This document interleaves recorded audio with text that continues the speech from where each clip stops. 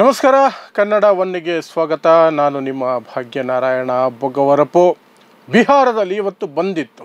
ವಿರೋಧ ಪಕ್ಷಗಳು ಚುನಾವಣಾ ಆಯೋಗ ನಡೆಸ್ತಾ ಇರುವಂತಹ ಒಂದು ಹೊಸ ಅಭಿಯಾನ, NRCಯನ್ನು ಕಳ್ಳದಾರಿಯಲ್ಲಿ ಜಾರಿ ಮಾಡುವಂತಹ ಮೋದಿ ಸರ್ಕಾರದ ಪ್ರಯತ್ನವನ್ನು ವಿರೋಧಿಸಿ ಬಿಹಾರ ಬಂದ್ಗೆ ಕರೆ ಕೊಟ್ಟಿದ್ದರು. ಅದರಲ್ಲಿ ವಿರೋಧ ಪಕ್ಷಗಳು ಕಾಂಗ್ರೆಸ್, RJD, ಕಮ್ಯುನಿಸ್ಟ್ ಪಕ್ಷಗಳು ಸೇರಿದಂತೆ ಪ್ರತಿಯೊಬ್ಬರು ಸಹ ಬೀದಿಗಿಳಿದಿದ್ದರು. ಇಡೀ ಬಿಹಾರದಲ್ಲಿ ಬಂದ್ ಯಶಸ್ವಿಯಾಗಿದೆ. ಜನರು ಕೂಡ ಅದಕ್ಕೆ ಅಷ್ಟೇ ದೊಡ್ಡ ಮಟ್ಟದಲ್ಲಿ ಬೆಂಬಲ ಕೊಟ್ಟಿದ್ದಾರೆ. ಹಾಗಾದರೆ ಏನು ಮಾಡೋಕ್ಕೆ ಹೊರಟಿದೆ ಚುನಾವಣಾ ಆಯೋಗ ಅನ್ನೋದನ್ನು ನಿಮಗೆ ವಿವರಿಸ್ತೀನಿ. ಕಳ್ಳದಾರಿಯಲ್ಲಿ NRC ಹೇಗೆ ತರ್ತಿದ್ದಾರೆ ಇವರು ಅನ್ನೋದನ್ನು ಸಹ ವಿವರಿಸ್ತೀನಿ. ಅದರ ಜೊತೆಗೆ ಈ ಮುಷ್ಕರದ ಸಂದರ್ಭದಲ್ಲಿ, ಈ ಬಂದ್ ಸಂದರ್ಭದಲ್ಲಿ ರಾಹುಲ್ ಗಾಂಧಿ ಹೇಳಿದಂತಹ ಮಾತುಗಳೇನು, ತೇಜಸ್ವಿ ಯಾದವ್ ಮಾಡಿದಂತಹ ಪ್ರತಿಜ್ಞೆ ಏನು, ಪ್ಲಸ್ ಚುನಾವಣಾ ಆಯೋಗ ಮತ್ತು ಮೋದಿ ಸರ್ಕಾರದ ನಡುವೆ ಇರುವಂತಹ ಘಟಬಂಧನ್ ಮೈತ್ರಿಯ ಬಗ್ಗೆ ಸಹ ಒಂದಷ್ಟು ಅಂಶಗಳನ್ನು ನಿಮ್ಮ ಮುಂದೆ ಇಡುವ ಪ್ರಯತ್ನ ಮಾಡ್ತೀನಿ. ಮೊದಲಿಗೆ ಈ ಕಳ್ಳದಾರಿಯಲ್ಲಿ NRC ಮಾಡೋಕ್ಕೆ ಹೊರಟಿದ್ದಾರಲ್ಲ ಅದನ್ನು ವಿವರಿಸ್ತೀನಿ. ಬಿಹಾರದಲ್ಲಿ 8 ಕೋಟಿಗೂ ಅಧಿಕ ಮತದಾರರಿದ್ದಾರೆ. ಅಷ್ಟೂ ಮತದಾರರ ಹೆಸರನ್ನು ಚುನಾವಣಾ ಆಯೋಗ ಮತದಾರರ ಪಟ್ಟಿಯಿಂದ ತೆಗೆದುಹಾಕಿದೆ. ಅಂದರೆ ಈಗ ಸದ್ಯದ ಪರಿಸ್ಥಿತಿಯಲ್ಲಿ ಬಿಹಾರದಲ್ಲಿ ಅಧಿಕೃತವಾಗಿ ಒಬ್ಬನೇ ಒಬ್ಬ ಮತದಾರನೂ ಇಲ್ಲ, ಝೀರೋ. ಏನು ಮಾಡಿದ್ದಾರೆ, ಈಗ ನೀವು ಹೊಸದಾಗಿ ಅಪ್ಲಿಕೇಶನನ್ನು ಹಾಕಿ ನಿಮ್ಮ ಹೆಸರನ್ನು ಮತ್ತೆ ಸೇರಿಸಿ. ಆ ಅಪ್ಲಿಕೇಶನ್ ಹಾಕೋದ್ರಲ್ಲಿ ಒಂದು ಕಂಡೀಷನ್ ಹಾಕಿದ್ದಾರೆ. ಏನು, 2003 ನಂತರ ಯಾರೆಲ್ಲ ಮತದಾರರ ಪಟ್ಟಿಯಲ್ಲಿ ಹೆಸರು ಸೇರ್ಪಡೆ ಮಾಡಿಕೊಂಡಿದ್ದೀರೋ ನೀವು ನಿಮ್ಮ ಪೌರತ್ವವನ್ನು ಸಾಬೀತುಪಡಿಸುವ ದಾಖಲೆಗಳನ್ನು ಕೊಡಬೇಕು. ಅದೇ NRC. ಅದನ್ನೇ ವಿರೋಧಿಸಿ ಇಡೀ ದೇಶದಲ್ಲಿ ವರ್ಷಗಟ್ಟಲೆ ಪ್ರತಿಭಟನೆಗಳು ನಡೆದಿದ್ದು. ಅಷ್ಟು ದೊಡ್ಡ ಪ್ರತಿಭಟನೆಗಳು NRC CAA ಹೆಸರಿನಲ್ಲಿ ನಡೆದಿದ್ದು.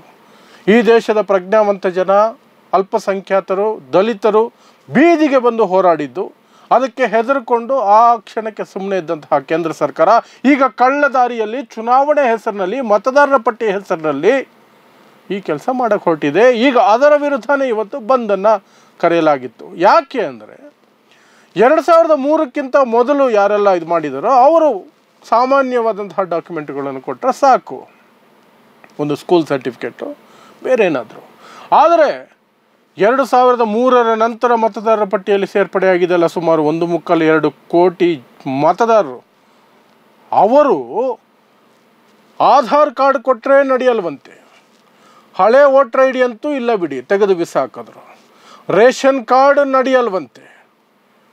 ಇನ್ನೇನು ನಡೆಯುತ್ತೆ ಅಂದರೆ ಪಾಸ್ಪೋರ್ಟ್ ತಗೊಂಡು ಬನ್ನಿ, ಅದು ಬಿಟ್ಟರೆ ನೀವು ಕ್ಯಾಸ್ಟ್ ಸರ್ಟಿಫಿಕೇಟ್ ತಗೊಂಬನ್ನಿ, ಅದು ಬಿಟ್ಟರೆ ನೀವು ಫಾರೆಸ್ಟ್ ರೈಟ್ಸ್ ಸರ್ಟಿಫಿಕೇಟ್ ತೊಗೊಂಬನ್ನಿ, ಪರ್ಮನೆಂಟ್ ರೆಸಿಡೆನ್ಸ್ ಸರ್ಟಿಫಿಕೇಟ್ ತಗೊಂಡು ಬನ್ನಿ, ಡೊಮಿಸೈಲ್ ಸರ್ಟಿಫಿಕೇಟ್ ತಗೊಂಬನ್ನಿ. ಎಲ್ಲವೂ ಏನು, ಫ್ಯಾಮಿಲಿ ಸರ್ಟಿಫಿಕೇಟ್ ಅಂತ, ಫ್ಯಾಮಿಲಿ ರಿಜಿಸ್ಟರ್, ಇದು ಯಾವುದೂ ಸಹ ಬಿಹಾರದಲ್ಲಿ ಚಾಲ್ತಿಯಲ್ಲೇ ಇಲ್ಲ. ಇದರಲ್ಲಿ ಅರ್ಧಕ್ಕರ್ಧ ಚಾಲ್ತಿಯಲ್ಲೇ ಇದೆ. ಯಾವುದು ಡೊಮಿಸೈಲ್ ಸರ್ಟಿಫಿಕೇಟ್ ಅಂತೆ, ಫ್ಯಾಮಿಲಿ ರಿಜಿಸ್ಟರ್ ಅಂತೆ, ಪರ್ಮನೆಂಟ್ ರೆಸಿಡೆಂಟ್ ಸರ್ಟಿಫಿಕೇಟ್, ಇದು ಬಿಹಾರದಲ್ಲಿ ಚಾಲ್ತಿಯಲ್ಲೇ ಇಲ್ಲ. ಆದರೆ ಆ ಡಾಕ್ಯುಮೆಂಟ್ಸ್ ತಗೊಂಬಂದು ನೀವು ಈ ದೇಶದ ಪೌರರು ಅಂತ ಸಾಬೀತುಪಡಿಸಿ ಆಮೇಲೆ ನಿಮ್ಮ ಹೆಸರನ್ನು ಮತ್ತೆ ಮತದಾರರ ಪಟ್ಟಿಯಲ್ಲಿ ಸೇರಿಸ್ತೀವಿ ಅಂತ ಚುನಾವಣಾ ಆಯೋಗ ಹೇಳಿದೆ. ಇದು NRCನೇ ತಾನೆ. ಅದಕ್ಕೆ ನೇರವಾಗಿ ಧೈರ್ಯವಾಗಿ ಹೇಳ್ಬೋದಲ್ಲ NRC ಲಾಗು ಮಾಡ್ತಿದ್ದೀವಿ ಅಂತ. ಆ ಧೈರ್ಯ ಇವರಿಗಿಲ್ಲ. ಕಳ್ಳದಾರಿಯಲ್ಲಿ ಕದ್ದು ಮುಚ್ಚಿ NRCಯನ್ನು ಲಾಗು ಮಾಡೋಕ್ಕೆ ಹೊರಟಿದ್ದಾರೆ. ಅದರ ಭಾಗವಾಗಿ ಈ ಎಕ್ಸಸೈಸನ್ನು ಮಾಡ್ತಿದ್ದಾರೆ. ಅವರ ಉದ್ದೇಶ ಎರಡು.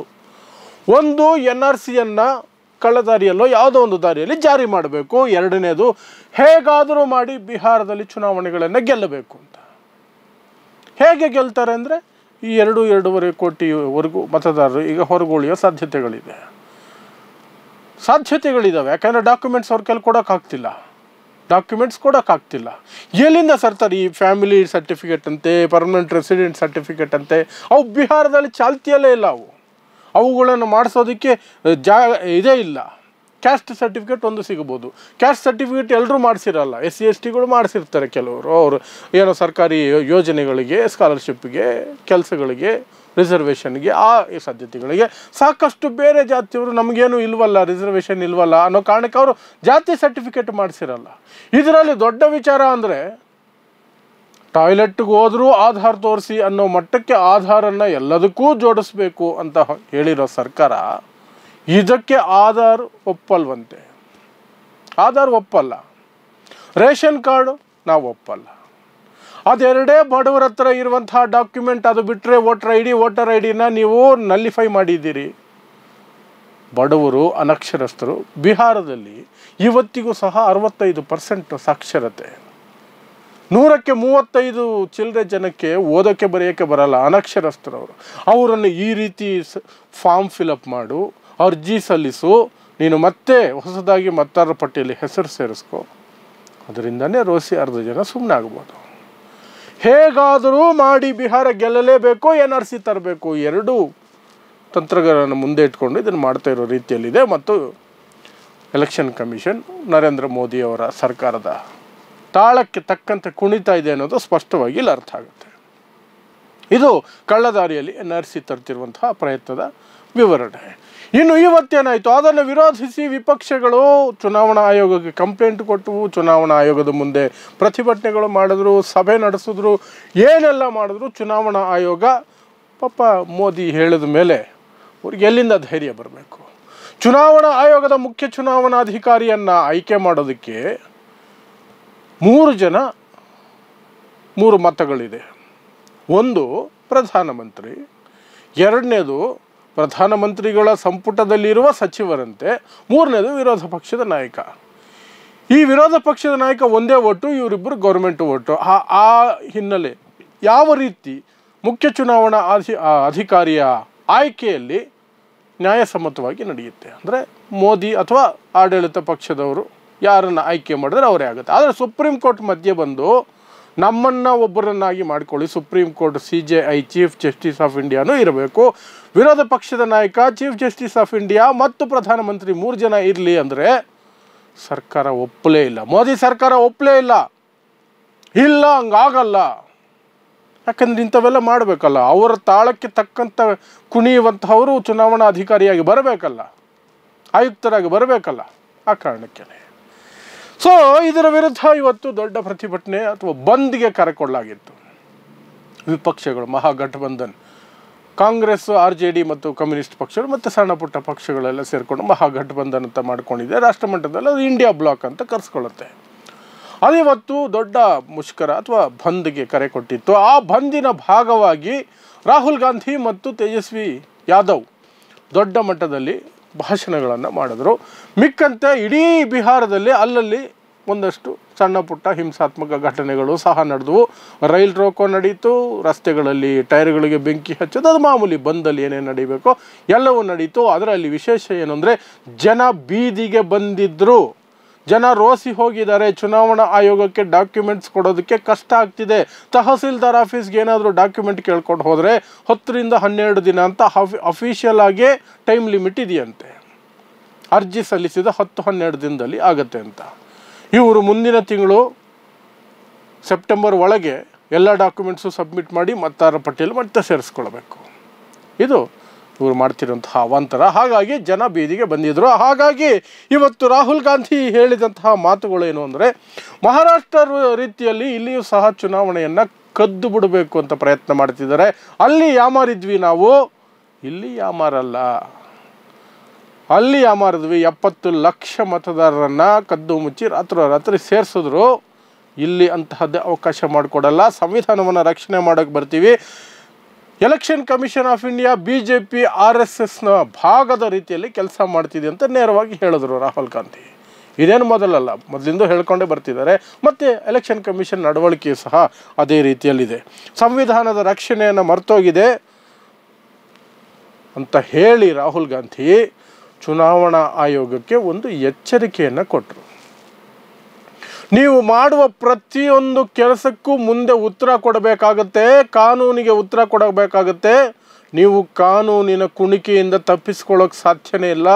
ಕಾನೂನಿನ ಕುಣಿಕೆಗೆ ಸಿಕ್ಕಾಕೊಳ್ತೀನಿ ಅಂತ. ಅದೇನಿಲ್ಲ, ಸರ್ಕಾರ ಬದಲಾದರೆ ನಿಮಗಿದೆ ಹಬ್ಬ ಅನ್ನುವಂಥದ್ದನ್ನು ಈ ರೀತಿ ಹೇಳಿರುವಂಥದ್ದು ರಾಹುಲ್ ಗಾಂಧಿ. ಇನ್ನು ತೇಜಸ್ವಿ ಯಾದವ್ ಮಾತಾಡ್ತಾ ಚುನಾವಣಾ ಆಯೋಗ ಗೋಧಿ ಆಯೋಗ ಆಗೋಗಿದೆ. ಗೋಧಿ ಮೀಡಿಯಾ ನಿಮಗೆ ಗೊತ್ತಿದೆ, ಮೋದಿ ಭಜನೆಯಲ್ಲೇ ಮುಳುಗಿರುವಂತಹ ಮಾಧ್ಯಮಗಳು. ಅದೇ ರೀತಿ ಚುನಾವಣಾ ಆಯೋಗವು ಸಹ ಗೋಧಿ ಆಯೋಗ ಅದೇ ರೀತಿ ಕೆಲಸ ಮಾಡ್ತಾ ಇದೆ. ಆಯೋಗ ಬಡವರ ಹಕ್ಕುಗಳನ್ನು ಕಸಿಯೋದಕ್ಕೆ ಹೊರಟಿದೆ, ಅವರ ವೋಟಿಂಗ್ ರೈಟ್ಸನ್ನು ಕಿತ್ಕೊಳ್ಳೋಕೆ ಹೋಗ್ತಾ ಇದೆ. ಅದಕ್ಕೆ ನಾವು ಪ್ರಾಣ ಹೋದರೂ ಬಿಡೋದಿಲ್ಲ ಅಂತ ತೇಜಸ್ವಿ ಯಾದವ್ ಇವತ್ತು ದೊಡ್ಡ ಮಟ್ಟದಲ್ಲಿ ಅಲ್ಲಿ ಪ್ರತಿಭಟನೆಯಲ್ಲಿ ಮಾತಾಡಿದರು. ಇದೆಲ್ಲದರ ಹಿನ್ನೆಲೆಯಲ್ಲಿ ನಾಳೆ ಸುಪ್ರೀಂ ಕೋರ್ಟ್ನಲ್ಲಿ ಇದರ ವಿರುದ್ಧ ಈ ಏನಿದು ಸ್ಪೆಷಲ್ ಇಂಟೆನ್ಸಿವ್ ರಿವಿಷನ್ SIR NRCನ ಕದ್ದು ಮಾಡಿದ್ರೆ SIR ಆಗುತ್ತೆ. ಅದರ ವಿರುದ್ಧವಾಗಿ ಅರ್ಜಿಗಳು ಸಲ್ಲಿಸಿದ್ದಾರೆ ಸಾಕಷ್ಟು ಜನ. ವಿರೋಧ ಪಕ್ಷಗಳು ಸಹ ಕೋರ್ಟ್ಗೆ ಹೋಗಿದ್ದಾವೆ. ಅವೆಲ್ಲವೂ ಸಹ ನಾಳೆ ವಿಚಾರಣೆಗೆ ಬರುತ್ತೆ. ಕೋರ್ಟ್ ರಿಲೀಫ್ ಕೊಡುತ್ತಾ, ಚುನಾವಣೆ ಹೊಸ್ತಿಲಲ್ಲಿ ಇದನ್ನು ಯಾಕೆ ಮಾಡ್ತಿದ್ದೀರಿ, ನೀವು ಚುನಾವಣಾ ಪಟ್ಟಿಯಲ್ಲಿ ಅಥವಾ ಮತದಾರರ ಪಟ್ಟಿಯಲ್ಲಿ ಲೋಪಗಳಿದೆ ಅನ್ನೋದಾದರೆ ಚುನಾವಣೆಯೇ ಇಲ್ಲದೇ ಇರೋ ಸಮಯದಲ್ಲಿ ಮಾಡ್ಬೋದಲ್ವಾ, 2 ತಿಂಗಳಲ್ಲಿ ಚುನಾವಣೆ ಇದೆ, ಆ ಹೊಸ್ತಿಲಲ್ಲಿ ಇದನ್ನು ಯಾಕೆ ಮಾಡ್ತಿದ್ದೀರಿ ಅಂತ ಸುಪ್ರೀಂ ಕೋರ್ಟ್ ಇದಕ್ಕೆ ಸಂಪೂರ್ಣವಾಗಿ ಸ್ಟೇ ಕೊಡುತ್ತಾ ಅಥವಾ ಚುನಾವಣಾ ಆಯೋಗಕ್ಕೆ ಬಿಟ್ಟ ವಿಚಾರ ಅಂತ ಅಂದುಬಿಡುತ್ತಾ. ಯಾಕಂದರೆ EVM ವಿಚಾರದಲ್ಲಿ ಅದು ಚುನಾವಣಾ ಆಯೋಗಕ್ಕೆ ಬಿಟ್ಟ ವಿಚಾರ ಅಂತ ಸುಪ್ರೀಂ ಕೋರ್ಟ್ ಹೇಳಿದೆ. ಆ ರೀತಿ ಹೇಳುತ್ತಾ ಅಂತ ನಾಳೆ ಕಾದು ನೋಡಬೇಕು. ಇದೇನೇ ಇರಲಿ, ಈ ಸಂಘರ್ಷವಂತೂ ಚುನಾವಣೆ ಮುಗಿಯುವವರೆಗೆ ನಿಲ್ಲೋದಿಲ್ಲ, ಅದರ ನಂತರವೂ ಸಹ ನಡೆಯಬಹುದು. ಮತ್ತು ಚುನಾವಣೆ ಗೆಲ್ಲಲಿಕ್ಕೆ ಮೋದಿ ಅಮಿತ್ ಶಾ ಏನೆಲ್ಲ ಮಾಡ್ತಾರೆ, ಹೇಗೆಲ್ಲ ಮಾಡ್ತಾರೆ ಅನ್ನೋದಕ್ಕೆ ಈ ಚುನಾವಣೆ, ಬಿಹಾರದ ಚುನಾವಣೆಯು ಸಹ ಇನ್ನೊಂದು ನಿದರ್ಶನವಾಗಿ ನಮ್ಮೆಲ್ಲರ ಕಣ್ಣು ಮುಂದೆ ಅನಾವರಣ ಆಗ್ತಿದೆ. ನೋಡೋಣ, ಇನ್ನೂ 2-3 ತಿಂಗಳು ಈ ಡ್ರಾಮಾ ಕಂಟಿನ್ಯೂ ಆಗ್ತಾನೆ ಇರುತ್ತೆ. ನಾಳೆ ಸುಪ್ರೀಂ ಕೋರ್ಟ್ ಬ್ರೇಕ್ ಹಾಕದೆ ಹೋದರೆ, ನಾಳೆ ಏನಾದರೂ ಅಪ್ಡೇಟ್ ಇದ್ದರೆ ನಿಮಗೆ ಇದ್ರ ಬಗ್ಗೆ ಒಂದಷ್ಟು ಮಾಹಿತಿಯನ್ನು ಒದಗಿಸುವ ಪ್ರಯತ್ನವನ್ನು ಮಾಡ್ತೀನಿ. ನೋಡ್ತಾ ಇರಿ ಸಮಾಜಕ್ಕಾಗಿ ಕನ್ನಡ 1 ನ್ಯೂಸ್. ನಮಸ್ಕಾರ.